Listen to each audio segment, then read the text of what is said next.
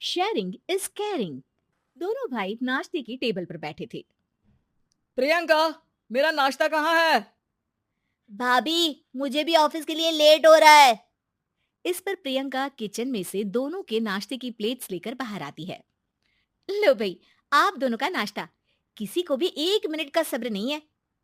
ये प्रियंका का ससुराल है, जहाँ कोई औरत ना होने की वजह से शादी वाले दिन से ही घर के साथ दोनों भाइयों की जिम्मेदारियां प्रियंका संभाल लेती है। दोनों भाई शांति से नाश्ता कर रहे होते हैं कि अंकुश अपने भाई की प्लेट से पराठे का एक टुकड़ा उठा लेता है। आपको पता है ना, मैं खाना शेयर नहीं करता, फिर भी मेरी प्लेट में से खाना जरूरी है क्या?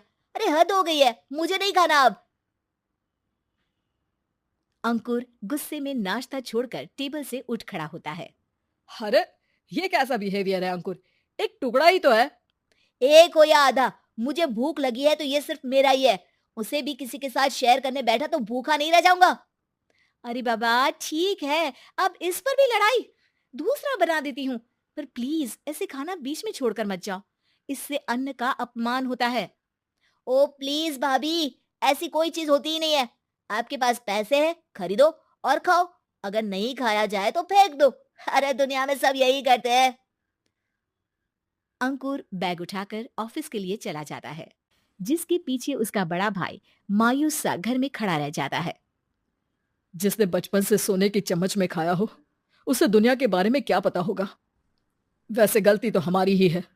अगर कभी बचपन में ही सही गलत का फर्क सिखाया होता तो आज ये हाल नहीं होते। आप फिक्र क्यों करते हैं जी? भगवान है, वो जो भी करता है सबकी भलाई के लिए ही करता है। और जब वो चाहेंगे तो अपनी तरह से अंकुर भैया को भी सब कुछ सिखा देंगे। पत्नी की बात पर विश्वास कर अंकुश भी ऑफिस चला जाता है।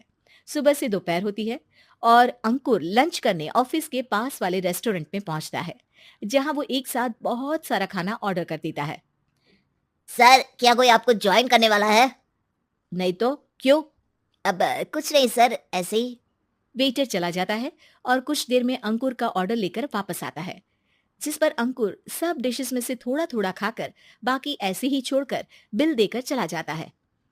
वाह भगवान, तेरी माया। कहीं कोई एक एक टुकड़े के लिए तरसता रहता है और ये 5 लोगों का खाना ऑर्डर करके एक का भी पूरा नहीं खाते। पैसे वालों की माया। वेटर टेबल साफ कर बचा हुआ सारा खाना लेकर रेस्टोरेंट के पीछे घूम रहे बच्चों के पास पहुंच जाता है, जिसे देख बच्चों के चेहरे खिल उठते हैं। वाह, आज इतना सारा खाना आया। थैंक यू भैया। भगवान आपको खाने की फैक्ट्री बना दे।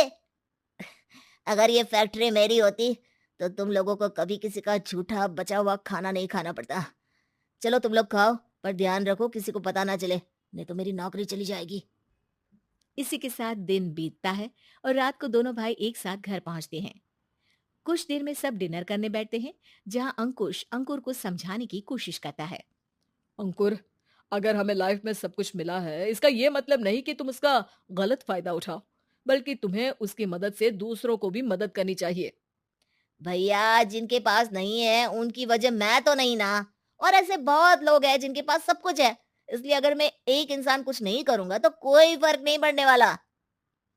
तुम्हारे भैया बस एक चीज समझाना चाहते हैं कि जिस चीज की हमारे पास कमी नहीं है, उसे बर्बाद करने से अच्छा है कि लोगों के साथ शेयर करें।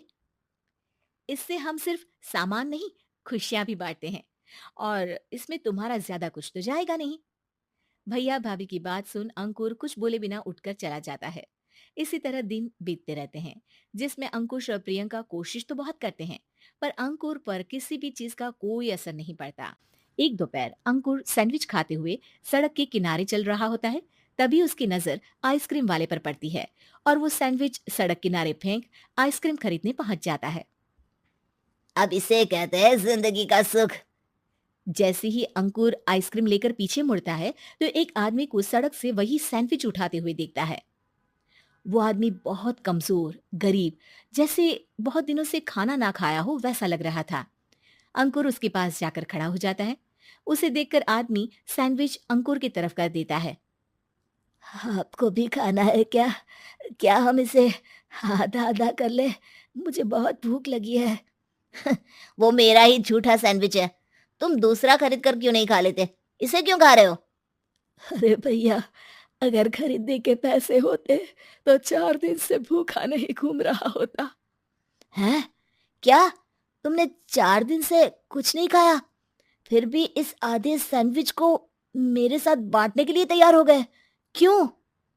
अरे भैया, पैसा नहीं है तो क्या हुआ, इंसानियत आज भी उतनी महंगी नहीं हुई और ना ही उस पर अमीर गरीब का टैग लगा है जो हम उसे रख ना सके। पर अफसोस, आजकल लोगों के अंदर पोषण, खून या विटामिन से ज्यादा इंसानियत की कमी होने लगी है।